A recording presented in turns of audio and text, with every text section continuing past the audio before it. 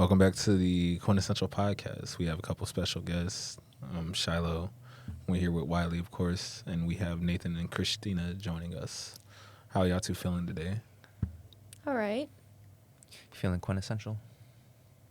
Sorry, how are you feeling, Nate? I'm sorry. Quintessential, man. Quintessential. All I feel right. I feel clean. Feel clean. That's good. What you got for us today, Jake? All right.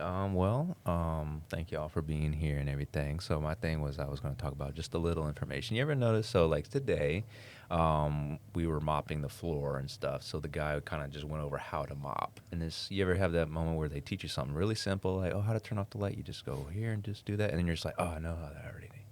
I already know that. Like, why are you telling me this? You know how important that information is. It's kind of like going over safety and someone gets hurt. It's like, well, if we would have went over that information, that's important because people need to know how to take care of themselves. That's kind of what I was thinking. It's also like, if you go back to little information, think about fundamentals in general too, or just foundation for a better word. If you don't have a foundation, you can't really build up from it. You can't build a skyscraper out of sand or on sand. Well, yeah, like in Chicago where they had to like dig down deep, make a new foundation for the skyscrapers. If they wouldn't have done that, you wouldn't have had nothing. Yeah. Right. The little information, right, Christina? The little information. There's one thing that I came across where it was we were in Michigan, and it was recently that I went, and my aunt was talking, or my cousin and my aunt were all talking about how they're in Detroit, so the city of Detroit, it's pretty like, it's getting better, but some of the houses are just broken and abandoned, and it's not good. But my aunt was saying, you can build these houses for people. Like, they were selling houses for a couple dollars or something really, really cheap. They said, but you can give people houses, but they don't know how to take care of themselves. They don't know how to, like brush their teeth, take showers and stuff like that. I'm like, well, that's small information, really. Even it's like, I already know it. I'm like, well, people don't know how to do that. It's like, starting off with reading, writing. Yeah. People don't know that stuff. Because we can tell you from experience, a lot of kids don't have the skill of reading. I saw this video online where the dad was yelling at his two kids. It's like, you're a junior and sophomore in high school. And he was just yelling at them to spell philosophy. And the kid started with an F. What's some little information, Christina, that you know that's really important? That I just learned? Or just in general? Well, as you know, I recently lost one of my students who was sick with a heart condition. And you would never know that little boy was sick because he was always happy. Remind you to just appreciate and be happy because things are always worse elsewhere. Right, and understand how people feel about things. Yep. Yeah, and going back to the teaching example, it's like if you don't understand a kid or where they come from, the little information about somebody, it's really hard to teach them. It's like, this kid's, a butthole in my class all the time. He doesn't listen, he don't want to do this. And then you find out he's raising himself. He's always hungry. So maybe he's not worried about, a history class or a science class right now.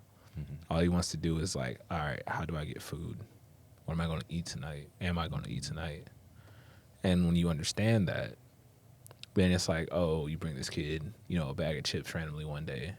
And all of a sudden he's like, all right, I feel safe in this classroom, so now I can start learning.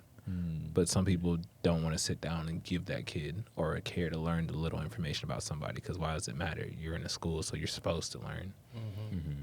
Yeah, but that's wrong with the education field nowadays. These teachers just don't care. Yeah. The old school teachers are old school teachers. They don't care to learn the new school way, which is unfortunate, but... Plus, you have kids who are adapting in crazy ways, like they come up with new, words, or you have a generation of kids who are on iPads. And I'm saying, because it's just like you got an older teacher that's not, privy to what's going on TikTok. Because nowadays, everything's just microwave trends. Like, some will happen, someone will say something, a joke will be made, and now that joke turns into vernacular, then turns into, a new word, basically.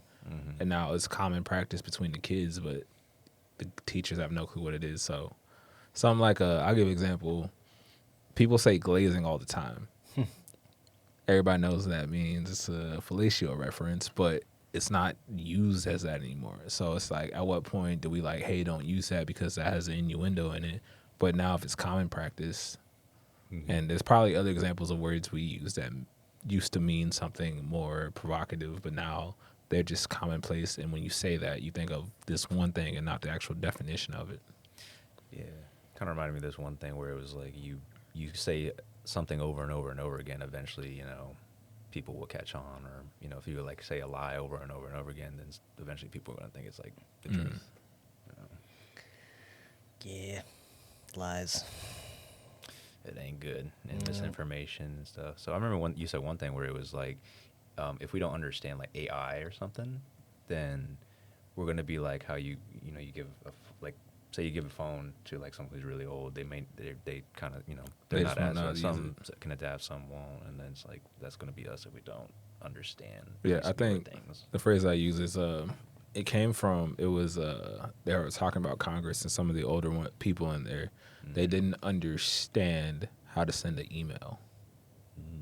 So it's like these are the people running your country, but now you bring it back to where what it's going to be, the new thing that's coming out that everybody's using. If you don't at least understand it, then you will just straight up be left behind. And I think that kind of goes back to the old school teacher idea, where like Yep. they're old. They weren't around. Well, they were around whenever everything was invented, but they weren't paying attention whenever it was embraced. And now everybody has been raised with it that is relevant these days. And I'm gonna skip past that. Let's not say who is or who isn't relevant, but the kids these days that are going to be tomorrow are being raised by technology and the people raising them don't understand the technology, and so they don't want to really embrace the technology that could be used to further whatever goals they have, but because they don't understand it, like you're saying, it's kind of a pickle, because what I see, and this might be a little bit off topic, but what I see is the kids are kind of raising themselves based on an algorithm that is catered to whatever they first access. Yeah. Because that's going to start it all. And if they start at the wrong point, then where are they at 10 years from now? Yeah, I think it's interesting because our age group, right, I think we're slowly starting to be left behind as well, to where it's like if we don't keep up, we will also start to not understand, because we're kind of the last generation that was in between how everything was and how everything is now. So where we remember the old technology before everything went digital. And we got to use it, but we didn't like grow up with it, have to use it for jobs, all that. But now we're already used to adapting because we've already been adapting. So I think I would say 95 till maybe 2000, that kind of age group. Like our whole life, we were just adapting to things changing because technology has made so much advancements in the last 25 years, I would say. But it's interesting because now it's like, talk about kids these days are so spoiled, they don't go outside, this and that. But I'm like, think about the environment they're raised. Yeah, it's not really an outside to go to. It's like outside hasn't been safe for a while, or it's not perceived as safe. And the pandemics, it wasn't just COVID. You got to think about, they went through the Ebola one too. Even if it wasn't necessary, some like you can't go outside, you have to wear a mask, everything shut down. It was still like you got to practice some type of safety. So there's always a caution of just going outside. Where's your safety? Online. And you got to think about where his influences come from, because online is more prevalent now and you have to incorporate it. You can't live in the society. The kids are now have to see online. But now, instead of your parents raising you, online's raising you. And online doesn't care about the kids. Online cares about, I have a product and I'm trying to sell it to you. Like, there's a whole thing on Mr. Beast literally going to a child psychologist to be like, how do I edit my videos to cater to more kids and keep the kids watching more? Ew, that's nasty. Yeah, and the way he's thinking, because I feel like once you hit a certain point of money, your mindset is just completely different. But he's not thinking about the morality of it anymore. He may not have bad intentions, but what's the word? Is the more important the outcome or the intention he has is kind of the question. Because like, yeah, he's doing good, but like he's also, I wouldn't say rotting the mind of the kids, but kind of using them to almost sell a product. So then he can make more videos. Because like, what really determines good or bad these days. Because, yeah, he's gone to Africa building all these homeless shelters, but then you could be like, oh, well, he's just doing that as a tax write-off. Oh, he's selling his own product because he doesn't want to, show all these, like, give money to these sponsors that he can't trust. But, oh, is his product really that good or healthy or good for who he's selling it to? But that's like the internet, too. Yep. Because parents just don't want to watch their children either. Yeah. So in that case, them getting on the iPad is safer than them going outside. I'd be like, oh, just, It's get on my physically face, for here, sure. Just go play. And it's just like, ooh, well. Right. Like, you You can't never know trust what's on anybody there. with your kids nowadays. So if you're not going to watch them when they go outside, they are better off inside. It's not better for the child, but it's better for their safety. Because people are crazy. Exactly. Hmm. Exactly. I always like to approach things with like a beginner's mindset, to where like when I did AI, I was like, oh, AI, I ain't gonna touch that or whatever. And then I downloaded ChatGPT, and then I just like was just exploring it and understanding it, like, oh, okay. But then it's, I guess, ultimately your decision if you want to like fully embrace it, stay with it, or you just like decide to use it when you want to, which I think is a Right. good.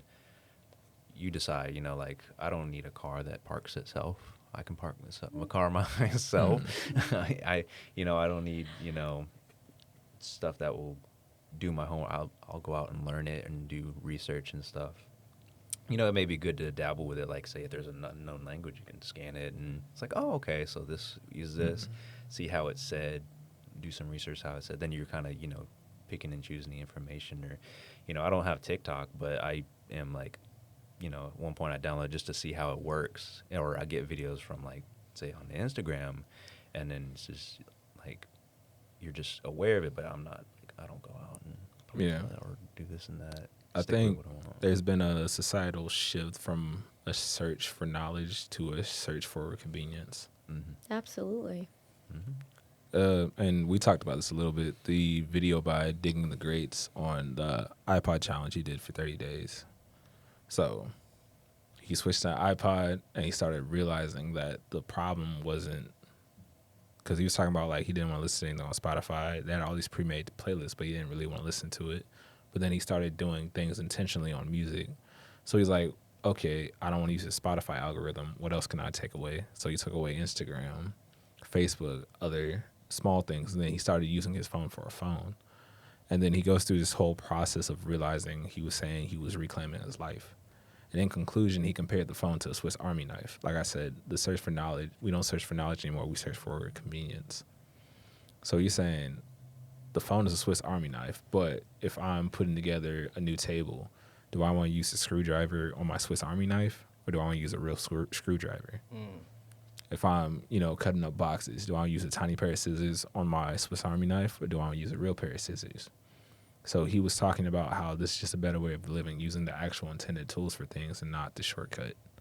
So taking pictures on a real camera instead of, taking it on your phone, writing things down on paper instead of,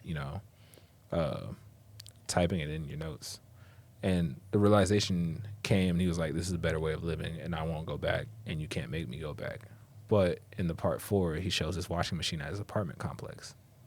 And he had to download an app back on his phone because that's the only way to wash clothes where he was. That's weird.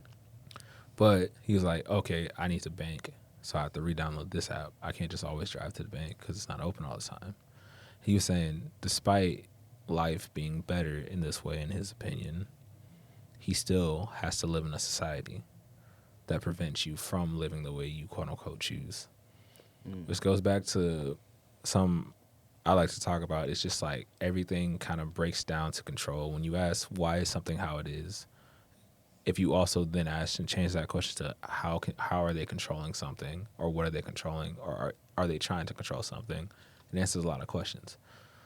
A lot of systems are set up not for a greater good, but a way for somebody to control something. Because if you think about it, it's for money. Why do they want money? They want money to get power. Why do they want power? So they can control. So that's my whole theory, is that everything kind of comes back to how can we control this? You think about alcohol. Once they found a way to control it, it's legal. And now you look at what they're doing with marijuana. They're starting to find a way to control it. So now all of a sudden it's legalized. Even if you look at the alcohol it does versus the marijuana does, and it's like, what are we doing?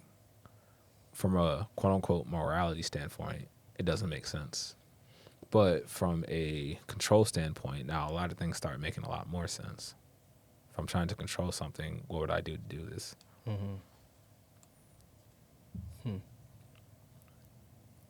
Yeah. Jerks. Yeah, jerks. They need to just smoke a joint or something. I think everybody smoking one joint together would make the world a lot better place. I need my job, so I won't be able What's I will that? not partake in that. That's what we. I know. I know. I'm just kind of looking through a bunch of these topics, see what else we could talk about. I got one that we can go into. It would be towards the bottom, but going back to control, it's interesting looking at like psychedelics and shrooms trip, and I feel like the more you try to control, the less you have. And then I started doing more research into that concept, not just on the let things happen and just kind of flow, but on the other side, the more control you try to have, the less you actually have. And I came upon the law of imbalance. So let's say, imagine a pink elephant in your head. Can you see the pink elephant? Now I want you to try to get the pink elephant out of your head. Done. You're lying. Pink elephants are cute. That baby elephant's still in your mind, Jake. And the more you try to get it out, that image of the pink elephant out your head, you're still having your attention towards it. So you'll still see it. Until you start thinking about something else, then the elephant will go away. But the more you try to control your thought of the pink elephant, the more it will persist. Like, it might become clear the more you try to get away from it. So that's kind of what I call the folly of control, to where it's like energy flows where attention goes. I like that. That flows well. Definitely works with music where you're like, oh, I can't get this song out of my head, and then you just think of Start one Kid Rock song, and then yeah, and then you can't even remember the lyrics. Can't even. Yep. You're good. Oh man. I think, well, if you think back to how our country was founded, the idea is that there's so many people, and there's a bunch of shit that I cussed. Dang it. There's a bunch of things that need to be accomplished, and the general people don't have the means or knowledge to do so. And so we give our ability to make these decisions to people higher up because they know better, right? Or at least they have the time and the resources to dedicate to making those decisions for us. So on one hand, just by existing in this society, it seems like we're giving up some control in the first place. And then, I mean, you're born into it, so are you really giving it up? Or at least I was born into it, so I wasn't really giving it up. I was just placed into this position where people are over me, making decisions. And for a long time, I was, like, anti. Like, you can't tell me what to do. But, and maybe this goes against what maybe this is neither here nor there, but as I've gotten older, I've kind of realized, like, the control that they place, the powers that be, the control that they have kind of creates some, like, guidelines for everybody else to exist in. Which, I mean, we all know this, but I think the control is necessary because, just to be frank, I don't have the ability to control that stuff. Mm-hmm. So I would like for somebody else to make sure that I'm okay while I'm doing my job over here, because I can't watch my back 24/7. I actually need someone else in my classroom to watch my back for me. So. Mm-hmm. The types of control, would you say that? Like, kind of like, I'll control this, and then you control, like, watch my back, make sure this, or like an auditor kind of deal, where you're just kind of... I think it's more structure than control, no? Okay. There you go. Yeah, that's good. I think everywhere needs structure. One thing With that- levels of control, yes, but not complete control. Yeah. I think that's where checks and balances come in. one And thing, just delegation. Go ahead. I don't know, it just made me think of it, like how you ever notice, it's like whenever you buy something, like a shirt, hat, clothes, and then you want another thing, and you want to buy the next pair of shoes, and the next one this. Sometimes, at least when I bought stuff, it's like I just want it to have like that power just because someone, it's almost like, it's a bad way to say it, but like because someone else doesn't have it. It's kind of like that, because like, oh, I have this new jacket, this, and then everyone's like, oh, wow. And then as soon as you buy it or drop $100,000 on it, it's like, oh, well, maybe I shouldn't have bought that. And it's like, oh, and then you get buyer's remorse, and you're like, dang, and you don't even use the thing. And it's just like, Something Will always says. He's like, that probably looks better on them. that's exactly So I what don't need it. exactly. Because it's just a quick fix for that control feeling. Exactly. It's like, I just had it just because you don't. And then it's like, you want another thing. I think it goes back to kind of the flow of everything. You want to feel empowered. That person I'm seeing on the screen wearing that fancy jacket and this nice clothes, you want a status. Oh, I'd be empowered if I had that Nike jacket I see on the screen. Which I think in some ways is a good thing, but it can also be a bad thing. That's kind of like, it's like the paradox of freedom, right? How free are we really? Meanwhile, we also make clothes. We're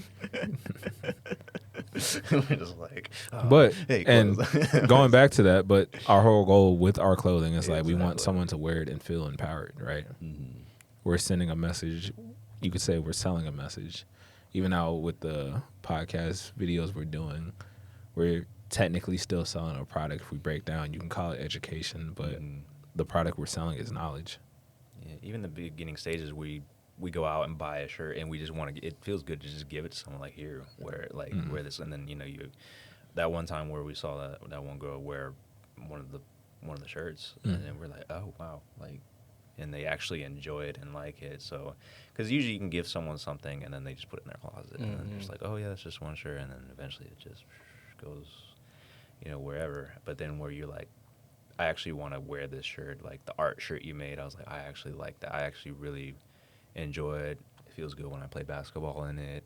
This is one of my favorites. It's just generic. It feels good. I gave one to Jeremy. He's like, I actually really like how this feels. And then he actually played basketball in it. And it looks good too. It's and the message behind it is good as well. It's funny when people say it, like, what does it say? It's like, oh, quintessential. It's like, oh, quintessential. It's like perfect version of something in a class, but we just spelled it differently. No vowels, mountain. You want to keep climbing the mountain, and and be the best that you can possibly be. Just keep climbing. So, and then kind of like how you wanted it to be, kind of like the Nike. You see the Nike symbol, you know exactly what it is, or you see the Adidas symbol.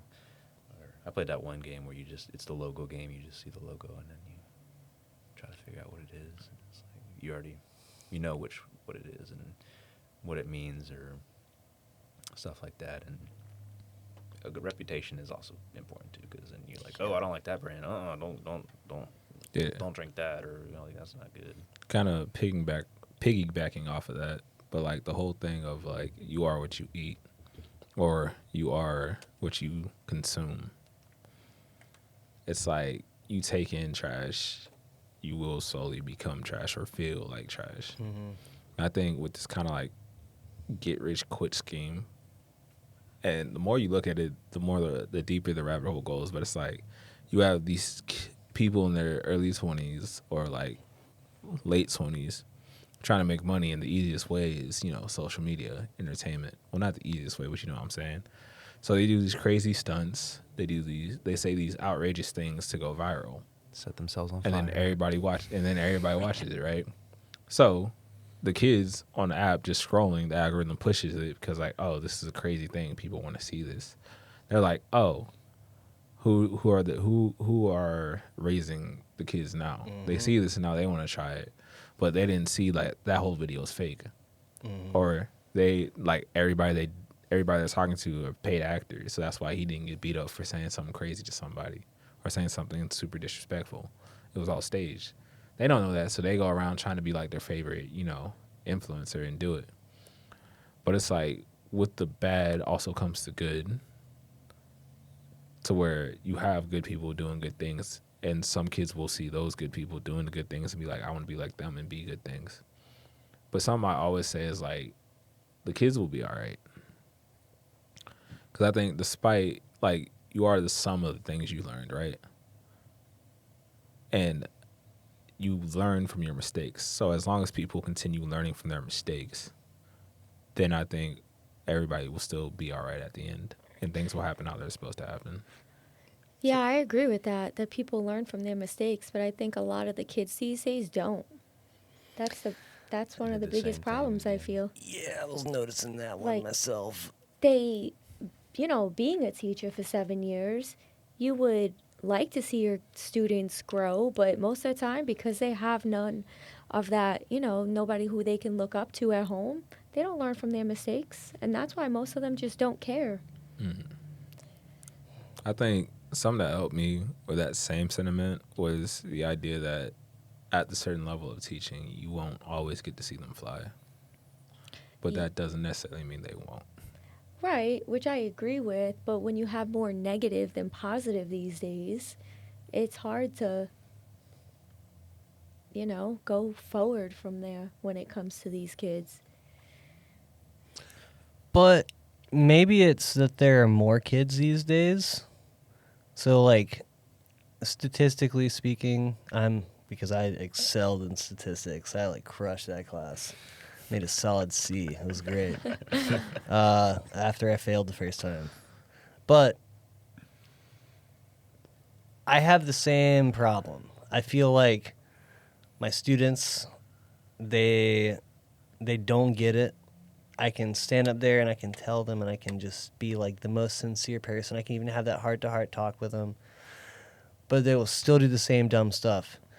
And they will still get in trouble for the same thing that they previously did. That, like, you just got kicked out of class for 7 days. Why are you doing the same thing? But I'm wondering is it that people as a whole are becoming this way, or are there just more people and we're seeing this happen more often with, like, or at least for me, I know I have, like, a certain population of students, and it's different than it was last year. Last year was okay. This year is significantly worse. But I have more students this year, I think, than I had last year. So am I just seeing it more? I don't know. That might go back to what we started with is the small things. I think there's a lack of teaching those small things and just assuming everybody knows certain things. Mm-hmm. Like things like we talk about common sense. Well, we all had to be taught that common sense before it was common. True. And I feel like I said, broken households, parents not being like the ones raising their kids anymore. Because you think about it, most of the time the kids are at school more than they are at home. Teachers aren't teaching because of multiple, you got the pressure of the state coming down on them. You got kids that can't read, so some of them can't do their job. And it's sometimes hard where you're thinking about the 40 kids that don't care, and then maybe the 5 that are caring and actually trying to learn, even if they didn't have the tools to start with. So I feel like it's not really a single good answer. I think it's a whole system problem as a whole, but the question that me and Jake talk about all the time is, in such a hopeless situation, do you sit there and do nothing knowing you can't change anything? No, you gotta do something. Or do you do something? Or at least keep trying, knowing that someone might find the answer if you don't yourself. And it goes back to another thing that I say all the time is sometimes the biggest dreams take more than a lifetime to achieve. I mean, you're never going to be able to fix everything. But if you could fix something, then you have to fix what you can fix. Mm-hmm. At least for small information. One thing, I guess, is the way how you teach and because your words really do mean something. Because you may say one thing and it's like, wow, that goes a really long way, or I never thought of it like that. Mm-hmm. I don't remember where it was, but when introducing people, I kind of focused on this. Just probably on the back of my mind, I didn't realize I was actually focusing on this. Is when I meet someone, I say their name, And then if I make it's in that beginning, I'm like, what was your name again? I told Ben. Ben. Right. Ben. and so like if I meet him, I'm like, hey, I'm Ben. Like, oh, Ben, and you say it and you like have a tone, or you kind of remember a certain scenario, then you kind of like, oh, or even kind of joke like, oh, Ben, and it's like, oh, I remember Ben now. And now I'm pretty sure we're all going to remember Ben's name. Thank you, Ben, for allowing us to chill here. Yeah, Shout out to Ben. Appreciate it. And then even when I was like, shout out Hellcat Hangar. Hellcat Hangar, shout out, yeah. When you said, he's like, I don't remember your name. He's like, oh, yeah, Jacob, you can call me Wiley also. And then she said, oh, I'm Nate. I was like, yeah, I remember you. And then, remember the beard and everything. So it's good to, like, say the name, because then you'll actually, it's a more tangible thing. Retain it. Retain it, yeah. And one thing like when we're loading the truck, we're like, oh, did we close the door? Oh, we'll just check it. So one thing I did, I say, all right, close the door and touch the door. Like, touch it. And then it's there. And then he also brought up another thing that added on to it. He said, oh, we know it's closed because the string's hanging down. Because when you pull the string down, it's hanging down. It wouldn't be there on the camera if it wasn't there. So it's like, oh, and you retain that information, different techniques, being like tangible with it. Like, oh, we touched the door, or I said it, so yeah, it's closed. And then I'll remember to like put the string out, so then you're doubling on that. So it's like you're just building up and finding more convenient, better ways to do things. Shout out to Ben. Oh yeah. Nathan, any closing thoughts?